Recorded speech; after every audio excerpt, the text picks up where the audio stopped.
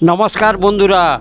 হ্যাঁ, আমি জিৎ গার্ডেন থেকে বলছি। আজকে আমি আপনাদের সাথে রয়েছি ফুরুষ ফুলের সৌন্দর্য নিয়ে, এবং সেই সাথে যদি নার্সারিতে চারা পেয়ে থাকেন, চারা নিয়ে এলে তার রিপোর্টিংয়ের সময় মাটি প্রস্তুতি বা কীরূপ হবে এবং কিভাবে রিপোর্টিং করবেন এই বিষয় নিয়ে রয়েছে।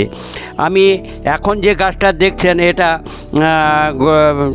বেগুনি ফুলের বেগুনি কালারের ফুল এবং ফুরুষ ফুল, যেটা বৃক্ষ জাতীয় গাছ।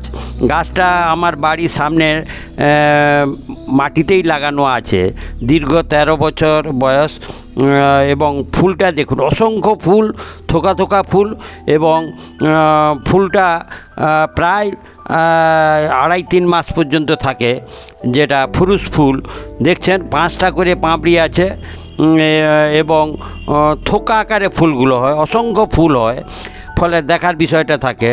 যদি বাড়ির সামনে উঠানে এই রকম একটি গাছ লাগিয়ে থাকেন, তাহলে এই জ্যৈষ্ঠ আষাঢ় শ্রাবণ মাসের 15 দিন পর্যন্ত আপনার বাড়ির সামনে ফুলে ভরিয়ে দিবে এই রকম একটা গাছ।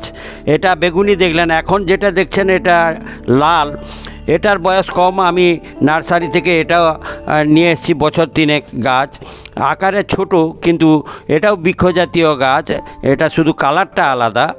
তাহলে বেগুনি আর এটা লাল, দেখছেন একই রকম থোকা, অসংখ্য ফুল হয় এবং ফুলের ওই 5টা করেই পাপড়ি থাকে।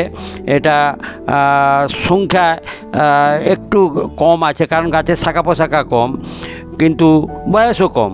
যদি ওইভাবে পরিচর্যা, মানে এইভাবে গাছটা লাগিয়ে পরিচর্যা করেন, তাহলে আবার দেখবেন আগের মতো বেগুনি গাছের মতো আকার আকৃতি হয়ে যাবে এবং ফুলে ভরিয়ে উঠবে বাড়ির সামনেটা। এবং সর্বোপরি কি, গাছের পরিচর্যার বিষয়ে সেরকম কিছু আমি আর করি না, শুধু লাগিয়ে দেওয়া। প্রথমে রিপোর্টিংয়ের সময় যেটা করা, টপ আকার বাড়ানো। দেখছেন এটারও 5টা পাপড়ি এবং ডিপ লাল দেখাচ্ছি, যে রিপোর্টিং করে 1-1.5 বছর গাছটাকে বাড়িয়ে তোলা। এখন যেটা দেখছেন এটা নিয়ে এসছি এই বছরই, যে এটা বেগুনি কালার। দেখছেন এর বাড়তি পাওনা একটা, দেখছেন পাতাগুলো দেখুন ব্ল্যাকিশ কালার, যে পাতাটা একটা অদ্ভুত আকর্ষণীয় ব্যাপার, যে পাতার কালারটা আনকমন কালার, সবুজ নয়। এবং ফুলগুলো দেখছেন যে গোলাপি কালার এবং মাঝে তার হলুদ ভাবটা রয়েছে। এটাও ফুরুষ ফুল, কিন্তু এটা আলাদা একটা আকর্ষণ পাতার, এবং তাছাড়া ফুলের তো রয়েছে। দেখছেন আমি এটা নার্সারি থেকে নিয়ে এসেছি এই বছরই। এই গাছের রিপোর্টিং করব, কিভাবে করব, তার মাটি প্রস্তুতি বা কেমন হবে সেই বিষয় নিয়ে রয়েছি।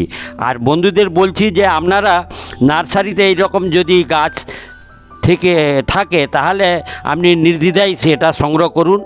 আর মাটি প্রস্তুত প্রসঙ্গে বলি, দেখছেন গার্ডেন সয়েল নিয়েছি, আর তাতে গুঁঠে গুঁড়ো বা যদি গুঁঠো গুঁড়ো না পান, ভার্মি কম্পোস্ট মিশিয়ে, একটু জৈব সার যেটা সিং চাচি মিশিয়ে মাটি প্রস্তুত করা, যে খুব সহজ সরলভাবে গাছটাকে নেবেন। এবং বৃক্ষজাতীয় গাছ খুব সহজে গাছ নষ্ট হওয়া নয়, প্রাণশক্তি বেশি। আর প্রথম এই রিপোর্টিং করে হয়তো 1 বছর আপনি টবের মধ্যেই পরিচর্যা করলেন, যখন মূলের সংখ্যাটা বেড়ে যাবে, আমি টবের মধ্যে না রেখে এটাকে মাটিতেই বসাবো। কারণ বৃক্ষজাতীয় গাছ, দেখছেন এখন আমি ওই সিং চাচিটা মেশাচ্ছি, যে মিশিয়ে মাটিটা প্রস্তুত করছি।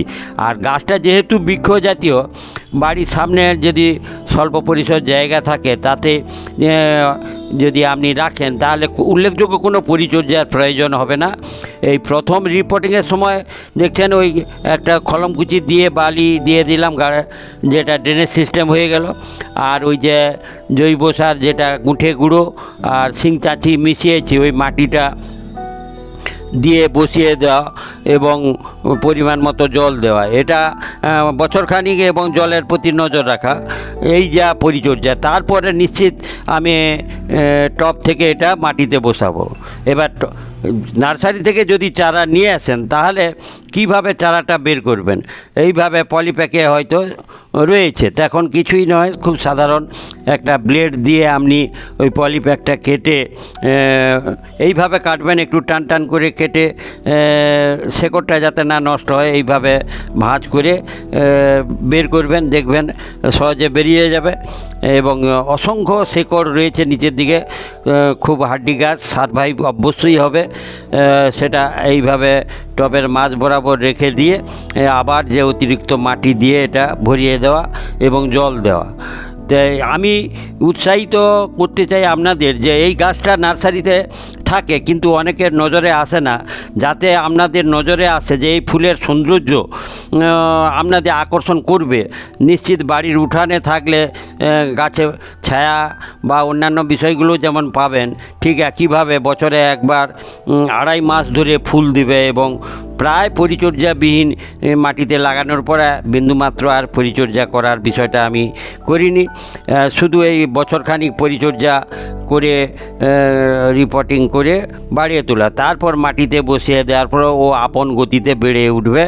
তাই বন্ধুদের বলছি, আপনারা যে কোনো কালারের যদি ফুরুষ ফুল নার্সারিতে পেয়ে থাকেন আপনি নির্দ্বিধায় সংগ্রহ করুন এবং আপনাকে মন ভরিয়ে দেবে তার ফুলের সৌন্দর্য দিয়ে।